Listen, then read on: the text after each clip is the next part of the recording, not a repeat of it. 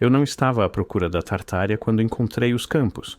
Estava a investigar comunidades utópicas americanas, aquelas estranhas experiências sociais que pontilhavam o interior do país entre 1840 e 1920.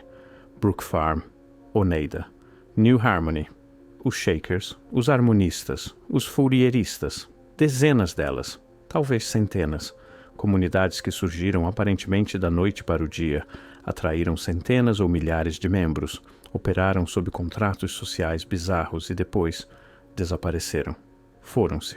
A maioria delas simplesmente desapareceram.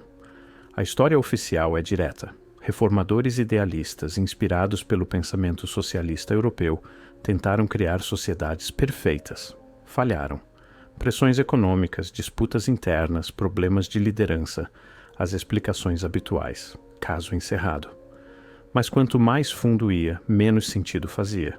Não a existência destas comunidades. Isso está bem documentado. Mas o timing, a coordenação, as coisas específicas que estavam a tentar esconder. E é aí que a Tartária se torna impossível de ignorar. Deixem-me mostrar o que encontrei. Entre 1840 e 1900, mais de 130 comunidades utópicas documentadas foram estabelecidas na América do Norte. Mas eis o que me chamou primeiro a atenção: a concentração. Não apareceram aleatoriamente ao longo do tempo. Apareceram em ondas, explosões concentradas.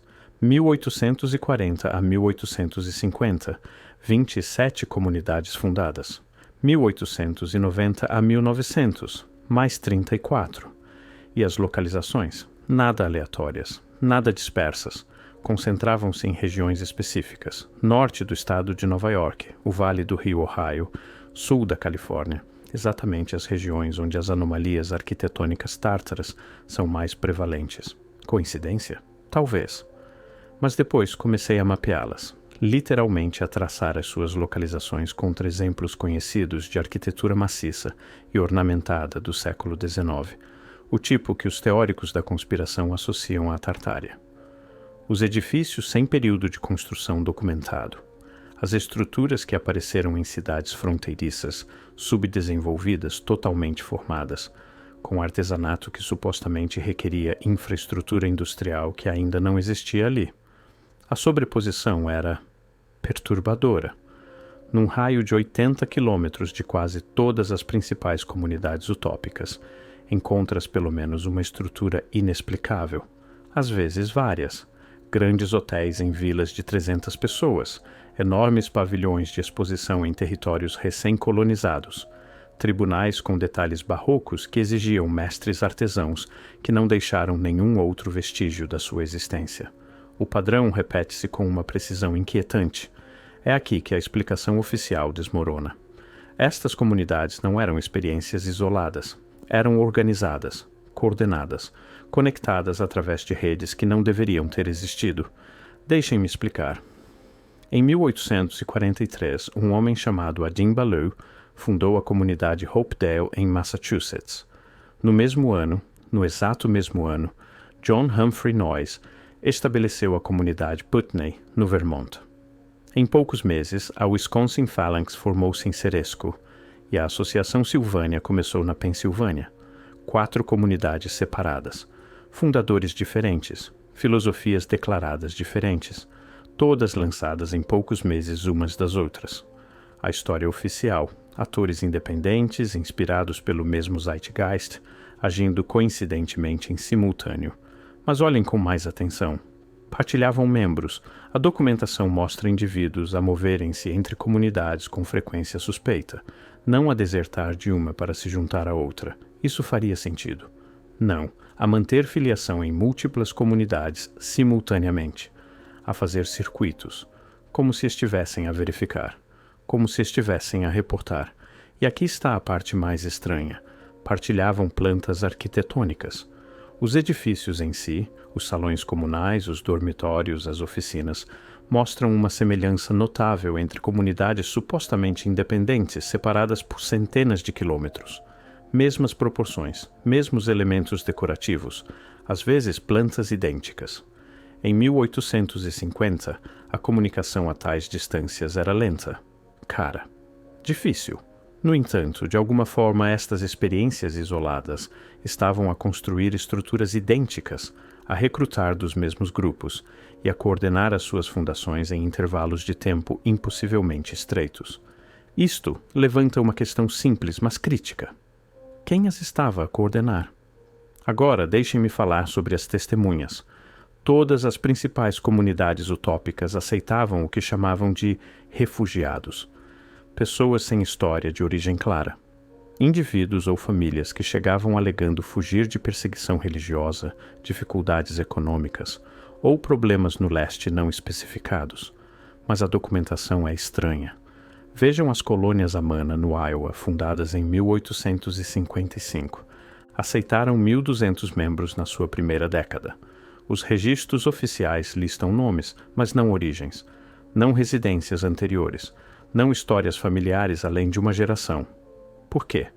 Estas comunidades mantinham registros meticulosos de resto. Documentavam cada alqueire de trigo, cada metro de tecido, cada dólar gasto e ganho. Mas perguntar de onde alguém vinha antes de se juntar? Os registros ficam em silêncio. Quanto mais fundo ia, mais encontrava este padrão. Comunidades que rastreavam tudo, exceto as vidas anteriores dos seus membros. Não ausências suspeitas, deliberadas. A comunidade Oneida em Nova York mantinha registros genealógicos detalhados, mas só depois dos membros se juntarem. Antes disso, nada. Como se os seus membros se materializassem do nada, sem passado digno de registro. Uma vez que vês isto, não consegues deixar de ver. Estas não eram comunidades de idealistas a fugir da sociedade convencional. Eram comunidades desenhadas para esconder pessoas, para apagar as suas identidades anteriores, para lhes dar novas narrativas. Mas quem estavam elas a esconder? E de quê? Aqui é onde precisamos de falar do elefante na sala. A Tartária, ou seja lá como quisermos chamar aquele mistério arquitetônico e cultural, supostamente desapareceu por volta de 1800 a 1850, dependendo de qual cronologia seguimos. Uma civilização apagada, os seus edifícios renomeados, a sua história reescrita. Mas se a Tartária existiu e se foi destruída ou absorvida por volta de meados do século XIX, o que aconteceu às pessoas que a recordavam? Não os governantes, não as elites, mas as pessoas comuns que viviam naquelas cidades, que construíram aqueles edifícios, que possuíam o conhecimento daquelas técnicas de construção. Não se apaga uma civilização sem testemunhas, a não ser que as escondas. O timing é impossível de ignorar. A primeira onda de comunidades utópicas, 1840 a 1850, corresponde exatamente com o suposto apagamento final da presença tártara na América do Norte. Como se alguém precisasse de lugares para pôr pessoas, rapidamente, em massa, e não apenas para as esconder, para as silenciar. Deixem-me mostrar-vos algo específico. As comunidades Shaker, talvez as mais famosas destas experiências utópicas, construíram estruturas que deixam perplexos os historiadores de arquitetura. Linhas limpas, proporções perfeitas, técnicas de construção que produziram edifícios ainda de pé hoje, 200 anos depois, sem grandes reparações. A explicação oficial, inspiração divina e artesanato cuidadoso. Mas os Shakers recrutavam da sociedade convencional.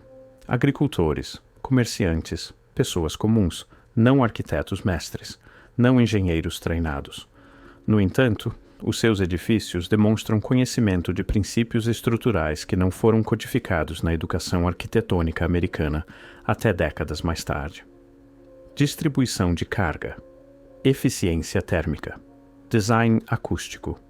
Construíram celeiros redondos, estruturas complexas que requerem matemática precisa, antes de tais designs aparecerem em qualquer manual de padrões americano. Como? A resposta padrão: tentativa e erro, sabedoria popular e intuição sortuda. Mas eis o que me preocupa. Construíram estas estruturas complexas imediatamente. Nenhuma progressão de simples para complexo. Nenhuma curva de aprendizagem. O primeiro celeiro Shaker é tão sofisticado quanto o último. Como se soubessem como se já o tivessem feito antes. A evidência sugere algo muito maior do que inspiração religiosa. Depois há a anomalia linguística. Várias comunidades utópicas desenvolveram as suas próprias línguas ou dialetos. A Sociedade Harmony, os separatistas Zohar, até algumas comunidades Shaker empregavam terminologia inusual. A explicação oficial: diferenciação religiosa, criação de vocabulário sagrado, construção de identidade de grupo. Mas encontrei registros, raros, fragmentários, de investigadores e jornalistas que visitaram estas comunidades nas décadas de 1860 e 1870. Os seus relatos mencionam ouvir membros idosos a falar entre si em línguas que não conseguiam identificar. Não alemão, nenhuma língua nativa americana, nenhuma língua europeia conhecida. Um relato de 1872 de um jornalista que visitou as colônias Amana descreve ouvir duas mulheres idosas a conversar numa língua fluida e melódica diferente de qualquer uma que encontrei nas minhas viagens, que abrangem 4 continentes. Quando questionadas, alegaram ser alemão antigo. Mas o jornalista sabia alemão, falava-o fluentemente e notou que não tinha qualquer semelhança. A conversa terminou. As mulheres ficaram em silêncio. O jornalista foi educadamente convidado a sair. O padrão repete-se: línguas estranhas rapidamente silenciadas quando estranhos se aproximam. Membros idosos, os últimos falantes, morrendo sem ensinar ninguém. Conhecimento a evaporar-se, não perdido. Deliberadamente não transmitido. E é aqui que fica verdadeiramente estranho. Estas comunidades não declinaram gradualmente. Terminaram. Abruptamente. Entre 1890 e 1920, mais de 90% das comunidades utópicas dissolveram-se. Não lentamente, não através de décadas de filiação em declínio. Fecharam em anos, às vezes meses. As explicações oficiais variam. Pressões econômicas, mortes de líderes, perda de compromisso com ideais comunais. Mas olhem para os detalhes. A Sociedade Harmony, economicamente próspera, rica além da medida, com indústrias bem-sucedidas e milhares de acres, dissolveu-se em 1905. Simplesmente terminou. Dividiram os seus ativos e desfizeram-se. Por quê? Os separatistas Zohar, estabelecidos em 1817, sobreviveram à Guerra Civil, a depressões econômicas, a transições de liderança. Depois, em 1898, votaram dissolver-se. 80 anos de vida comunal terminados por voto. Nenhuma crise o precipitou, nenhum desastre. Apenas uma decisão. E a parte mais estranha, o silêncio que se seguiu. Podem encontrar documentação abundante sobre as fundações destas comunidades, as suas operações, as suas vidas diárias. Mas os seus fins? Registros mínimos, poucas entrevistas com ex-membros, quase nenhum relato em primeira mão sobre por que se desfizeram. Os participantes ficaram em silêncio. Regressaram à sociedade americana convencional e nunca mais falaram sobre isso. Deixem-me dar-vos especificidades sobre o que desapareceu. A comunidade Oneida fabricava armadilhas para animais e talheres, usando técnicas metalúrgicas que intrigavam os concorrentes. O seu aço mantinha o fio mais tempo. A sua prata resistia melhor ao embaciamento. Os seus processos de fabrico produziam menos desperdício. Quando a comunidade se dissolveu em 1880, transitaram para uma empresa por ações. Os produtos continuaram. Mas as técnicas, simplificadas, a qualidade declinou. A eficiência misteriosa desapareceu, como se as pessoas que conheciam os métodos superiores tivessem partido, ou parado de partilhar. O mesmo padrão aparece na tradição de mobiliário Shaker. Peças Shaker antigas, feitas quando a geração original ainda estava viva, demonstram técnicas de encaixe que artesãos modernos lutam para replicar. Encaixes que não requerem cola nem pregos, mas permanecem sólidos por 2 séculos. Peças posteriores feitas depois dos artesãos originais morrerem. Ainda bem feitas, mas mais simples. O conhecimento avançado desaparecido. As fábricas de lã Amana produziam tecido que excedia qualquer outra coisa fabricada na América, nas décadas de 1860 a 1880. Contagens de fios que não deveriam ter sido possíveis com o seu equipamento. Tintas que não desbotavam. Impermeabilização sem tratamento químico. Quando a Amana transitou para um modelo corporativo em 1932, a qualidade têxtil declinou imediatamente. Os velhos trabalhadores reformaram-se ou morreram. O conhecimento desapareceu, não gradualmente perdido, subitamente ausente. Agora deixem-me mostrar-vos a parte impossível. Em 1890 a 1905, durante aquela onda de dissoluções súbitas, algo estranho aconteceu. Múltiplas comunidades, separadas por centenas ou milhares de quilômetros, sem comunicação documentada entre elas, terminaram em meses umas das outras. 1898. Separatistas. Zoar dissolvem-se. 1899. A comunidade altruísta desfaz-se. 1900. A cooperativa Ruskin fecha. 1902. Helicon Home Colony termina. 1905. A sociedade Harmony dissolve-se. 5 comunidades. 5 estados diferentes. Todas a terminar em 7 anos. Por quê? A resposta oficial: coincidência. O declínio geral do entusiasmo comunitário. Modernização econômica tornando tais comunidades obsoletas.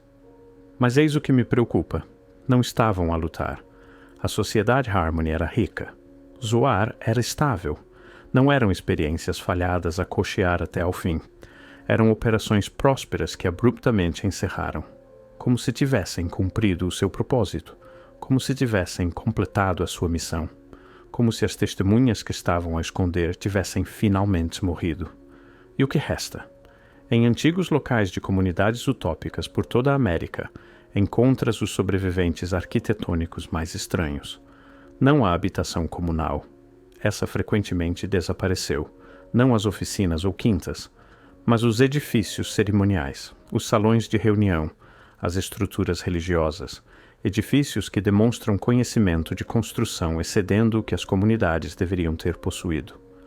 Edifícios com propriedades acústicas que permitem sussurros carregar através de distâncias impossíveis, com regulação térmica que desafia a tecnologia disponível, com decorações simbólicas que não correspondem a nenhuma tradição conhecida.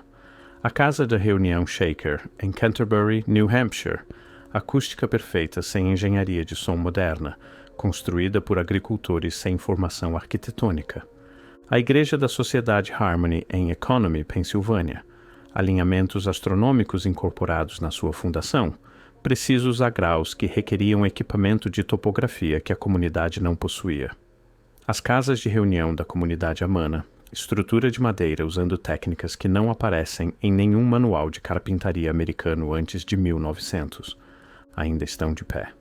Testemunhos silenciosos de conhecimento que não deveria ter existido. Quanto mais fundo olhava, mais encontrava estas anomalias, estas impossibilidades.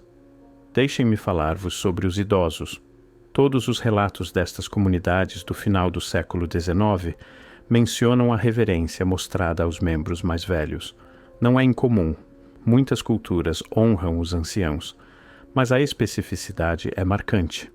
Nas colônias Amana, os membros mais velhos eram chamados testemunhas, literalmente. Não metaforicamente, não como título religioso, mas como a sua designação oficial nos registros da comunidade.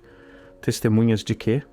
Os Shakers concediam aos seus membros mais velhos, particularmente aqueles acima dos 70, privilégios especiais, quartos privados, isenção de trabalho, cuidadores dedicados, como se preservá-los fosse essencial. E eis o que é assombroso. Em múltiplas comunidades, regras proibiam explicitamente gravar as histórias de vida dos membros mais velhos. Exatamente o oposto do que esperariam.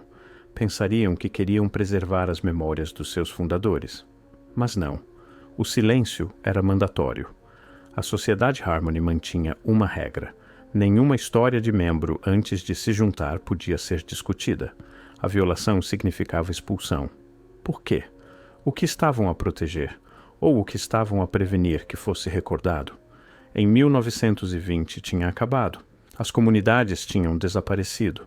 As testemunhas estavam mortas. Os edifícios permaneciam, mas o conhecimento não. E a América esqueceu. Deliberadamente?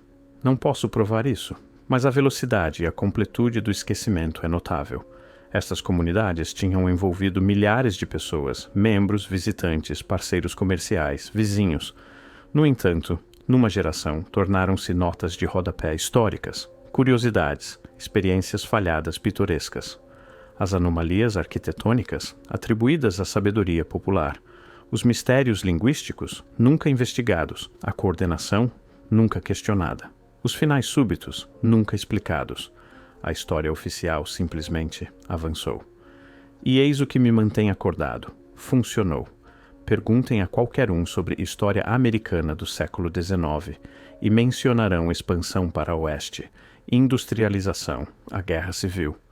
Perguntem sobre comunidades utópicas e recebem olhares vazios. Talvez alguém se lembre que os Shakers faziam mobília, mas a escala, a coordenação, os mistérios arquitetônicos, as línguas estranhas, as técnicas impossíveis, desaparecido, apagado, não dos registros, esses ainda existem, enterrados em arquivos, mas da memória coletiva, como se alguém quisesse que estas questões não fossem feitas. Então deixem-me fazer a pergunta diretamente. Estariam estas comunidades a esconder as últimas testemunhas da Tartária? Eram campos de refúgio para pessoas que recordavam uma história diferente? Que possuíam conhecimento que tinha de ser suprimido? Que falavam línguas que precisavam de morrer? A explicação oficial, experiências sociais idealistas, não explica os padrões. Não explica a coordenação, as impossibilidades arquitetônicas, o silêncio deliberado sobre origens, os finais súbitos. Mas se estas comunidades foram desenhadas para isolar e gradualmente eliminar as últimas pessoas que recordavam a Tartária, que podiam construir como a Tartária, que falavam as línguas da Tartária, que conheciam as técnicas da Tartária, então tudo faz sentido. O timing, logo após o suposto apagamento da Tartária. As localizações concentradas em torno de locais arquitetônicos tártaros. O segredo sobre origens, esconder as verdadeiras identidades das pessoas. O conhecimento arquitetônico, competências remanescentes de uma civilização perdida. As línguas tártaras morrendo com os seus últimos falantes. Os finais súbitos, missões completadas, testemunhas desaparecidas. E a alternativa? Também não faz sentido. Talvez estas comunidades estivessem a tentar reconstruir a Tartária. Não escondê-la, mas ressuscitá-la. Sociedades secretas a tentar preservar e transmitir conhecimento proibido. Usando a cobertura de comunas religiosas para praticar técnicas antigas, ensinar competências perdidas, manter a chama viva. Mas falharam. Ou foram paradas. Ou escolheram dissolver-se em vez de serem descobertas. De qualquer forma, esconder testemunhas ou tentar restauração, a evidência sugere que estas comunidades sabiam algo. Algo que esquecemos. Algo que nos fizeram esquecer. E é isso que mais me assombra. Não o que a evidência mostra, mas o que não mostra. A ausência de narrativas de transição, a documentação em falta dos finais, o silêncio coletivo de milhares de ex-membros.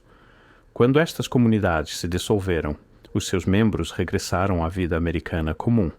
Agricultores, comerciantes, trabalhadores não escreveram memórias, não deram entrevistas, não preservaram as suas experiências únicas.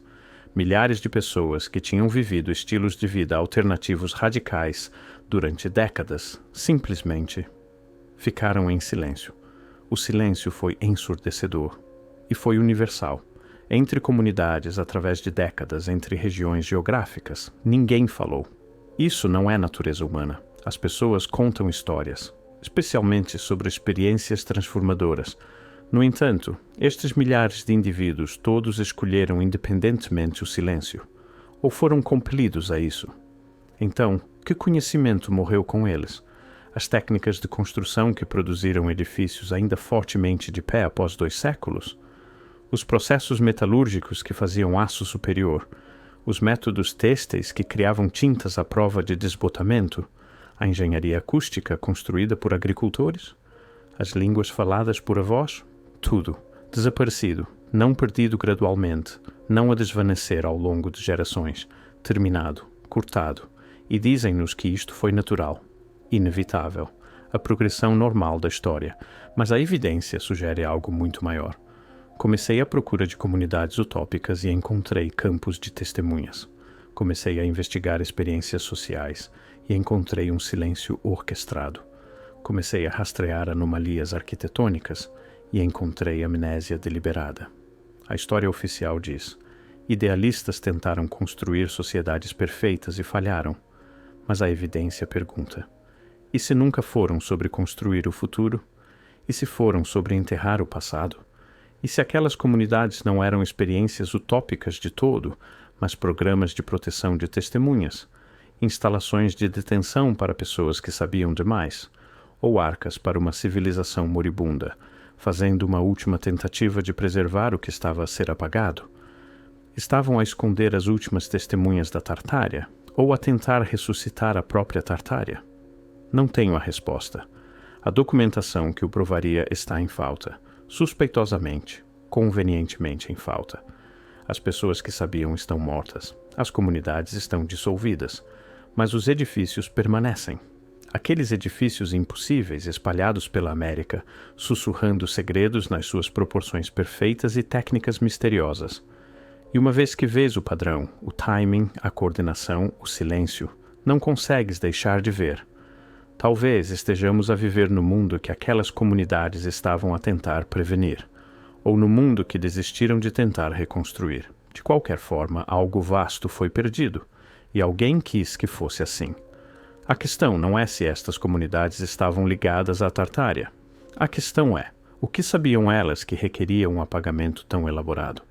E quem beneficia de não perguntarmos?